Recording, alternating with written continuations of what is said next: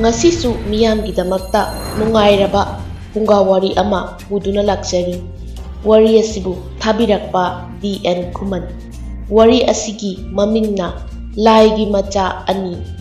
Wari asi thaina miga laiga tokna tinaduna laiminaringai matamgi warini. Thaina mamangaida laisna kaubi lairembi ama namu oiba kanada yumlep chara tamlami. Matam maduda laisnagi nungshiraba machanupa amaga machanupi amaga phangjarami. Lairembi laisnagi mapa ibungo laining thauna macha anigi maming thonbirami. Macha ahan pibagi minglena nongdamba haina kaurami. Aduga macha ningol adugi minglena irai leima kaurami. Laisnagi mapuroiba ningthemdi lairaba oibana nong hek nganbadagina numit taba phawba thabak subana magi mathauni. Nong mata ningthem thabak lepa pamlamde. Marak asida laisnabu pamjaba khoyumlai amasu leirami. Khoyumlai aduna laisnabu leiramlenda lakpa matamda pharage haina khalami. Adubu khoyumlai adugi wakhalon khangba laisnani. Maram aduna laisna leiramlenda chatkidre. Adubu namu oiba kanaga yumlep chara tamlakpa mikuptadi awatpa kayadi leitaba nate. Awatpa kaya leirabasu laisna nongmata nungaitaba pendaba phauramde. Wakhal tadriba macha anigi manglanda tumba chaba machet machagidamakta hinglami. Asumna mamom laisnana wajariba asibu ubada laining-thau mahakna machabu nungai halagedi khalli.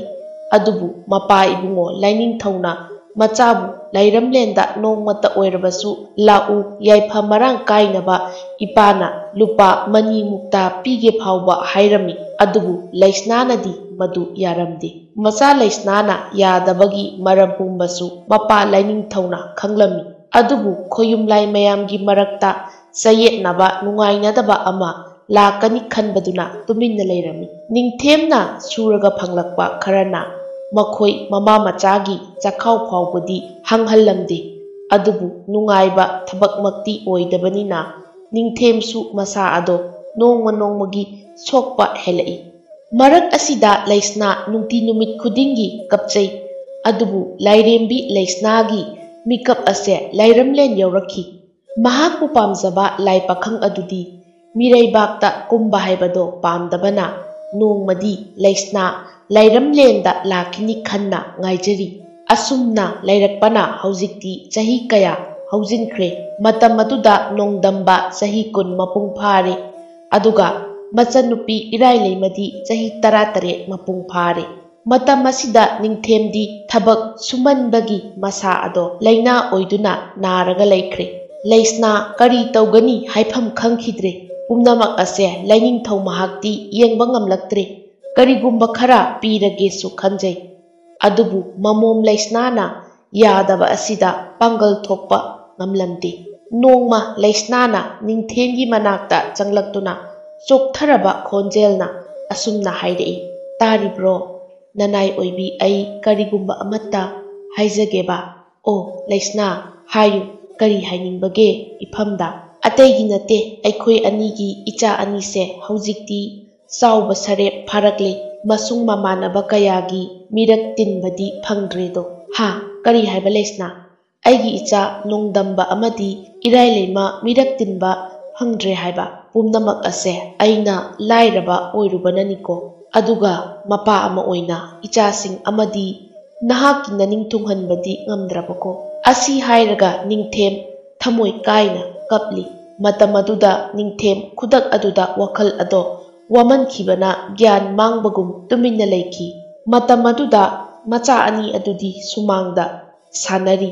Mama laisnana kanna kaplakpa aduda mapanda sanaduna leiriba macha ani dusu imungda chensilakhi. Matam aduda laisnana ising khara mapuroiba ningthemda thabiduna laknari. Pumnamak ase lairamlenda leiriba laining-thau sorarena uba ngamle madudi ningthem aroiba oikre haibase. Matam aduda laining-thau mahaki mahai sizinaduna mikup kharagi thawai hapirami. Madudagi ningthem adu lok khurai. Laisna amadi macha anido mapa ibungona wakhal lakpa aduda haraurami. Madugi matungda ningthem adu lok khurai. Ningthemna macha nongdamba amadi mamom irai leimabu manakta kausinduna aroibu oidringai nungsina yengli. Aduga aroibu oina wa khara hairami. Adugi matung Laisna nongdamba amadi irai leimabu chetna konbirami. Matam aduda ningthemgi mapok loiraduna asi lamlen lamdam pangkhirami. Aroibu oiramdai machasinga pukmen paumen na sanu khanduna lainingthau mahakna magi matam khara pibikhibani. Mapa ningthemna aroibu oikiba matamdudagi Laisnagi thamoi machu hongba haurakle. Warakpa ngamdraba mahaki wakhalon ase mapa lainingthaunasu pamlamde. Nongma nongdamba ipak amada nupa in puduna nga phaba chatlami. Aduga machan irai leimadi imungki thabak kaya su nomli. Matam asida Laisna masa pumba phajaba phijolna laitengduna lai pakhang adubu unaba laki. Laisna lakpa ubada mahai sijinnaduna lairamlendagi sagol apaibi ama tongduna miramlen pangki. Lai pakhang aduna Laisnabu ujarabada phathaba ngamdraba ithak ipom kaya phaurakki. Laisna su lai pakhang asina phajana sumkhraba haibado oirami. Asumna makhoi ani thamoigi paukhong phongnaraba matung amuk kainare. Asumna nungti numit khudingi tawrakpa asida mamom irai leima sauningba haibado oirakle. Adubu mamani khanbada asawba pumba phatharami. Numitto nongdamba nga mayam ama pharaklaga mayumda pusilai. Matam aduda machanupi ado maithongda pendaba amagi mami taba mabung nongdambana urami. Irai leima nasa ngamdrabo nangbo nahan khaidi ibungna nga mayam pharakpa uraga haraukidai. Aduga ngasina haraudriba karigino. Ichanbu kanana lakcha khudum challage. Ibung nachan kaisu tawdiye. Ngasise aikhoibu pokpiramba ipabu yamna nungsire. Ipagi machindagi imom nungsibi haiba wahaido takhidaba uibana nachangi thamoise nungaijadabani. Asi hairaga irai leima makhol thokna pirang sinthana kapjari. Machanna thamoi sokna kapliba adu uraga mabung nongdambana haugatlaga machangi manakta changsinduna kapkanu ibung leiri haiduna chetna konbirami. Matam aduda Laisnadi mabuk thoki macha anigi matauda asawba pokpagum kaisum hairamdana mapanda thokre. Pumnamak ase Laisnagi mapa lainingthaunadi pumnamak khanglami urami. Adubu ngairibani mahaki chairak pinabagidamak. Asumna numit khara haujinkre. Irai leima mataroisinga khulgi lampak aduda thoklaktuna angang mayamna sanaribado nok noktuna yengli. Mabung nongdambadi nga phaba chatkirami. Irai leimana lampakta harauna noktuna leiringai mama Laisnana kaurai. Irai leima phuk haugatuna mamagi manakta changlai. Ibema ima thabak amata chatlukige. Nabung laktringai sakto thongbeloi thou imasu nganna halakani. Asi hairamlaga wakhal leptabi Laisna makhongdo gam gam thangduna chatkirami. Irai leimadi mamagi mawong matau adubu uraga asawba henna poklami. Mama Laisnana honglakliba wakhalase karamba machanabu sauroidage. Asumna irai leima mayumda halladuna imungi thabak ingkhang kaya su nomlami. Pumnamak loirabada laibak na saba leirangdo may hogatuna sak thongba haurami. Amaromda nongdamba ngasaidagi nga khara phanaba hotnaribado aremba tarami. Adubu hotnabadi lepte. Kona thangda numitna chingya yaurakpa matamda nga khara pharaduna mayumda karaklami. Nongdambana mayum yaurabada machan irai leima sing ado khara chotpa oibana phu kamduna chak kanna thongli. Ibunggi bema kon amata puthoro. Ibung halae mabungna kauthorakpaduda irai leima haraurami. Kon ama puthoktuna mabungna nga ado sengna mallaba matung machanda pirami. Ngaihaki matung sak thongbasu loikre. Nongdambana machan irai leimabu kaurami. Ichan imadi kadaida chatkrabage. Haujik phauba laktriba asibu matam sisu thengjilakle tauriba ase. Ibung aikhoigi imase kaino khangde. Ibungna thabak hek chatkibaga imasu hekta yumdagi thoki hanjilakpasu thengna hekta hanjilai aduga nahangkhaidi ibungna yum karaktringai halakpani adubu ngasidi khangde halaktri ibung nongdamba machanna tamlakliba paudo tabada saubadi sauninglami adubu machana mamada kayam kanna sauba ngamgani pumnamak khangjillami o phare phare adudi ibunga chak chathokurasi lao asi haiduna mabung machan chak ado chaminarami makhoi anina chak saba toklaba matung mama laisna su laktuna phamungda changduna hipthakre macha irai leimana haibasu takhidre waraba male mama adudi poptana tumkhre asumna mama laisnagi ahongba mayamse mapa laining thongnasu sauba henkiduna hayeng korong numitta lai pakhang amadi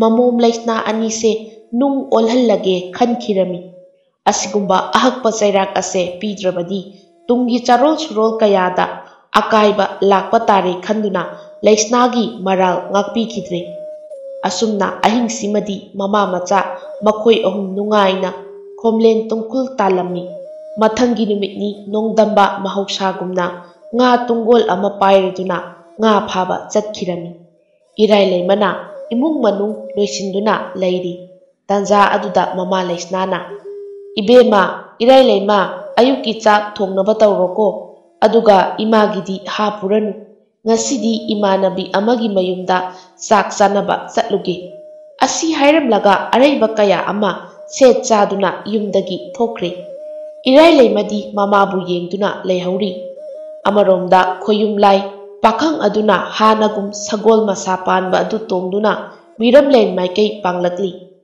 lai pakhang ado lakpa ubada laisna momon nokchei lai pakhang aduna laisnagi khudang adu pairaga sagol thakta thangatlami matungda makhoi ani achikpa mafam amada laktuna nungsi chiloknarami makhoi anina uraroi khangduna tawriba aranba thabaksing ado laining thau mahaknadi urami matam aduda makhoi anina khaliba mitrangi phijang ado akanba nonglai nuksit ama silaktuna humdokre matam aduda laining thau mahakna mamom laisna amadi lai pakhang makhoi anido chawraba nung ama onduna leihankre somdana nongdamba isingdagi kakhatuna kangphalda leirami as kari matongno ngasigi matawasibo aidi karamna nga su phagani onthoknasu kankredako asi haiduna nongdamba nga phaba ngaihak leptuna leije khanghaudana nungsit adu amuk chap lepkhre nungsit adu lepkhraba matung nga phaba amuk hauраklami matam aduda mahausa amukta phadriba nga makal kaya ama pharami ngaihaki matung nongdambadi masa adu waman khibana mayumda halakle nongdamba lakpa ubada machan irai leimado imungdagi chenthораktuna mabungdagi nga tungol ado lauraduna imungda changminarei machal mabungna nga adu manduna irai leimana mabungda asumna hairei ibung nachan wa amata haijage ichan nabungda aruba wadi hairakanuko lairaba nabungdi ngamini aduna nabungna ngamgadawba hayuko nongdambadi machalna hainingliba wa ase onana pukre adubu machalna ibungda aina haigadawriba wase atainate aikhoigi imagi wani ibung nongdamba mamai adu nongkhatladuna hayu haibagi mawongda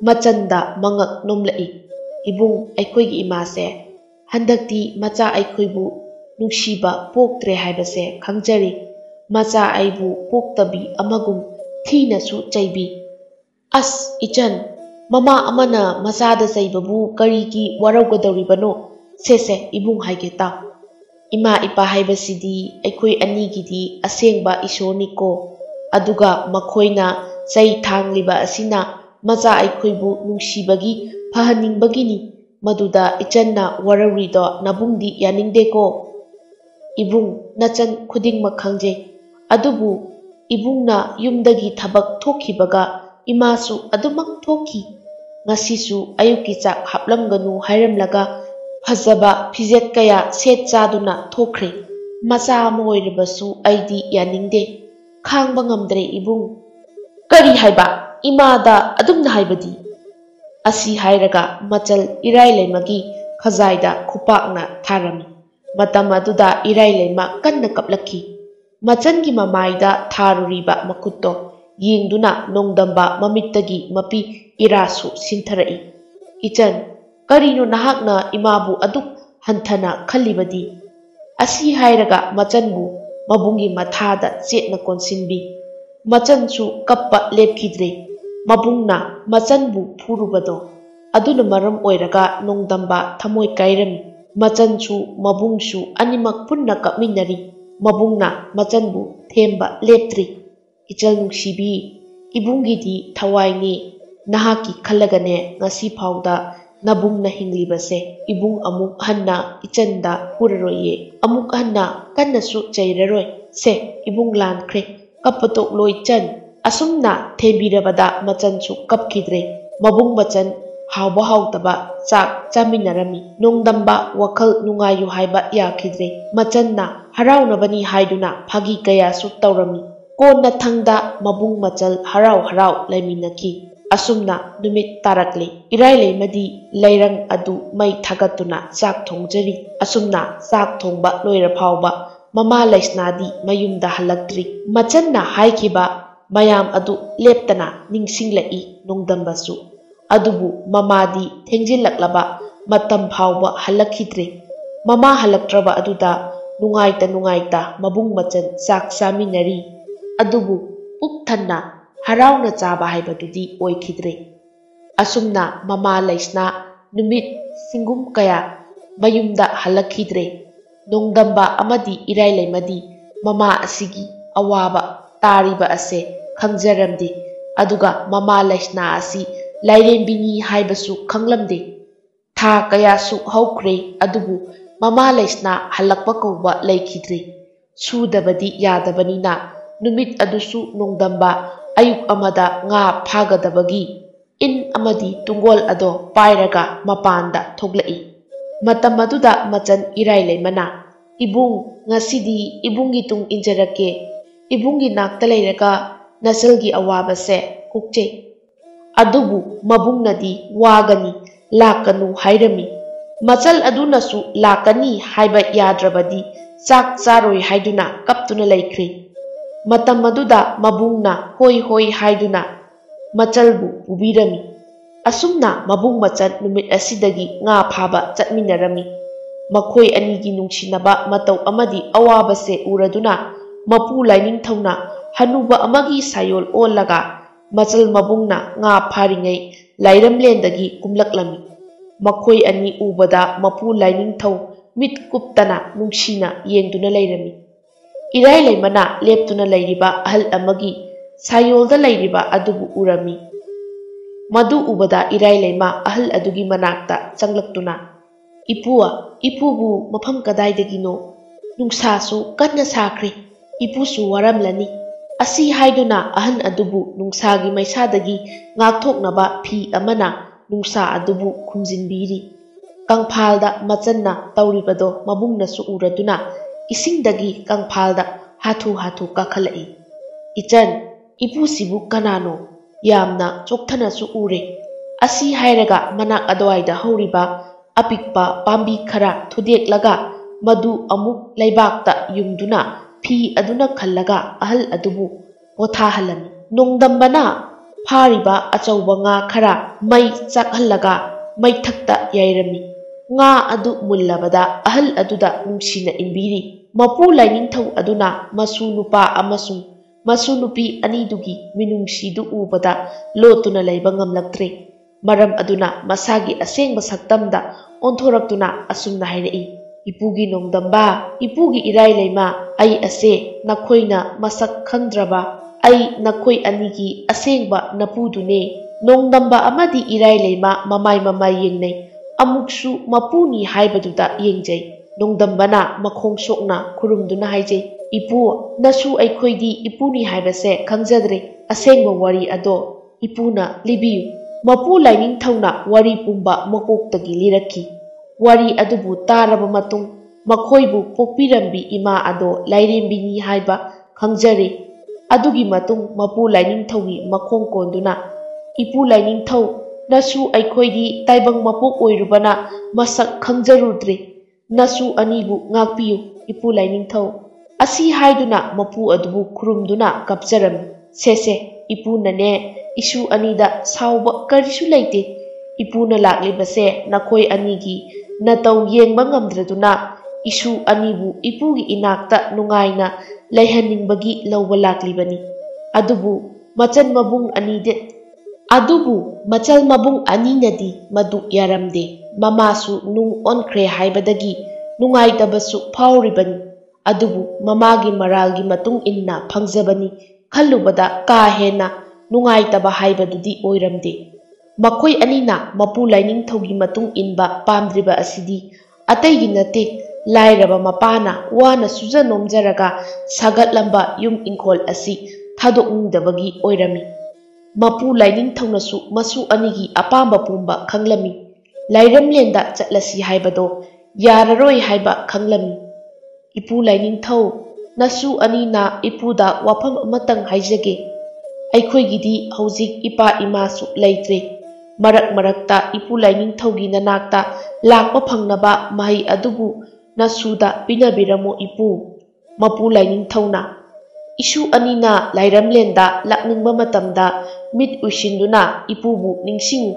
matam aduda ipuna lairamlengi laigi sagol apaibi ani isu anigi nakta tharakeko masu irai leimana amuk haijarai ipu hojikti nasu anibu wadana lainaba mahi amatangsu pibiramo aigi ibungna nungtigi wana thabak subase ubada machan oibi ai yengba ngamdiye ipu mapu Lainingthaugi khutningthauda siba mai ising changdraba laigi mahai chelaba khudok adubu lauthokduna masu anida pirami asumna mapu masu kainare numit asidagi hauna nongdamba amadi irai leima awat apa yaudana lelakli makhoigi laibak asi ningthau pandriba laibak amani maramdi laibak ase mi masing yamdana leiba laibak amani asumna sahi kaya amasu haujinkre hana mi yamlamdaba laibak ase haujikti misingsu aduki mati yamlakle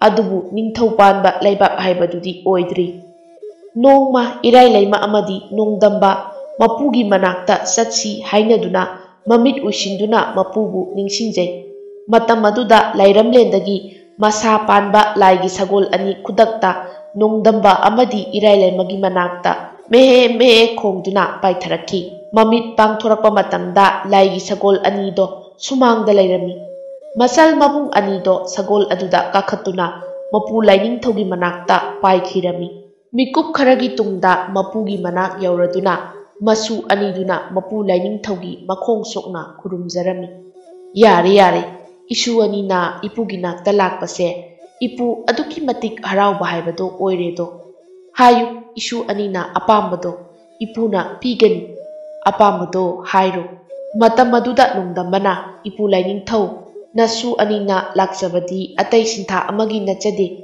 ipugi maithongbu ujaningbagi ipugi nakta lakjabanido irai leimada hanglabasu asumna khumlai masu anibu laigi ahawba mathel kaya pijarami lairamlenda leiba lairembi kayana Lainingthau mahaki asengba masu anibu thaujal kaya amasu pibiki pumnamak loirabada mapu Lainingthauna masu anibu manakta kaurami yengoi ipugi isu animak asi hairaga lairamlen miramlen ani phauna khaliba phijang adubu haidoktuna asumna hairai ipugi nongdamba yengu hojikti ipu isu anigi mitmangda uhaliba ase ngasidagi isuna laibak asigi ningthau oijaro lairamlenda leiba khoyum lai kharaga awat apa tanaduna hairiba mafam asida isuna ningthau oiroko aduga leiriba mipum khudingna isu anibu kaudaba ningjaba oirasanu asi hairaga khoyum lai kharaga tauraga machal mabung amuk miramlen pangrakle machal mabung anina lairamlendagi khoyum lai kayaga loinaduna laigi sagol tongduna laklibado ubada mipum khudingmak chenthoraktuna makok laibak tana khurumjarami nongdamba amadi irai leimabu hana Khanglakpa miyoi kayanadi machal mabungse namu taibang nate khoyum laini haina khanakhre. Matam aduda mipung khudingna khoyum lai mayam adubu khurumba leptri. Khoyum lai amana lairiba miyam aduda asumna hairei. Tabiyu tinbiriba miyam pumba. Ngasi korong numittagi laibak asigi ningthau nongdambana oiragani. Ningthau pandaba laibak haibado ngasidagidi oiraroi. Ngasidagi ningthau palagani. Asumna hairami. Ngaihaki matung laigi matik mahai leiraba mapu laining thauna sinabiramba khudop adugi matengna ningthijaba sanagi konung ama sanagi leiteng kaya puthoktuna masu anigi konung semba loisinkhre. Matam asida nung on khrabi mama leisna mapa ibungo laining thauda lan khre haina hanjin hanjin haijarami. Adubu laining thaunadi mamum leisnagi maral ngakpi kidre. Asumna nongdambana laibak asigi ningthau oikirami. Laibaki awa ana kaya taraba lairaba kaya awat apa yaudana laibak ase nungai bahaibado oirami. Asumna lairakpana haujikti nongdambasu sakhenbi nusa kanaga yumlep sara tamduna laikre. Matam kharagi tungda machal irai leimasu khoyumlai amaga yumlep sara tamkhre. Adubu machal amadi mabung amana lairamlenda amana miramlenda tokhai tokhai lainakre. Mabung nongdambasu miyoi pok oirabasu khoyumlai amadagi tadana laigi mahai pumba yaurami. Matam kharagi matung nongdambana mapu laining thau unaduna nung on khraba apokpi mama laisnagi maral ngakpiyu imaga laiminazagi haiduna haijarami. Adubu phattaba aranba wakhal chelubagi mamombu nung olhankibani. Ipu laining thau haujikti ichal irai leimasu mabung aigi naktagi lairamlenda mahaki mafam laikredo.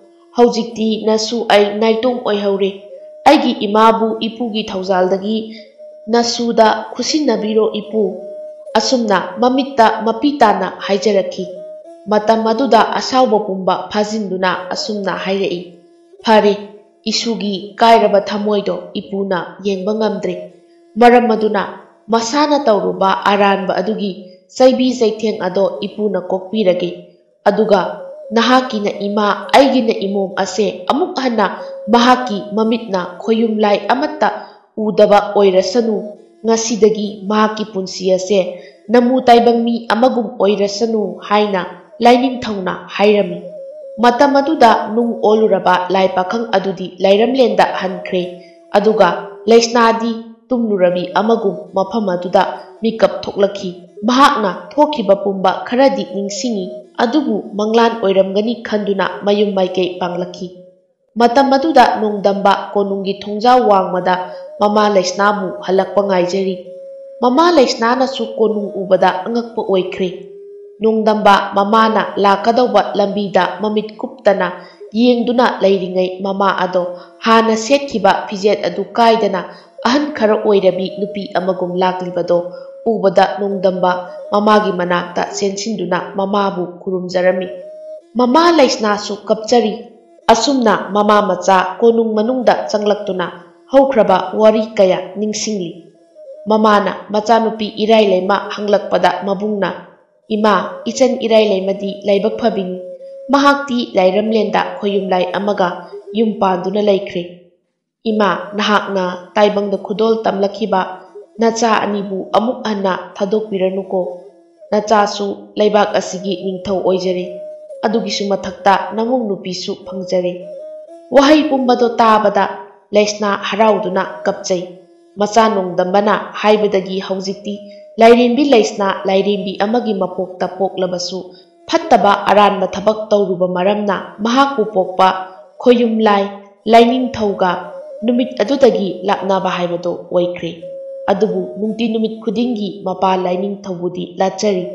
Matam kharagi matungda nongdambagi machanupa amasu phangjari.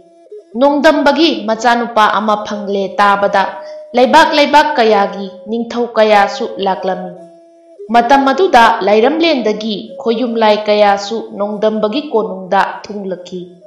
Adubu mamom laisnagi mamitna khoyumlai amatta udanaba khanjinkiba phijang ado numit adugi oina mapal laining thaubu ujanaba hangdoklamki aduga lairiba miyam pumbanasu khoyumlai udanaba khanjinkiba laigi phijang ado hangdoklami lairamlendagi lakliba laining thau amadi lairembi lairemba kaya nongdambagi konungda laklibado miyam pumbana ukhirami matam khara kainaruraba machan irai leimasu mabungi konungda laklami nongdambana mapu laining thaubu makhong sokna khurumjaki matungda mama laisna su khurumki adugi matung khoyum lairemba lairembi kayana wata padana ngasidagi ana ayek yaudana hingzaro haiba thaujal kaya amasu pibiramki nongdamba mangaksamda phi ama yanduna khoyum lai kayadagi thaujal phanglaba matung machan irai leimabu nungsina yenglaga asumna hairei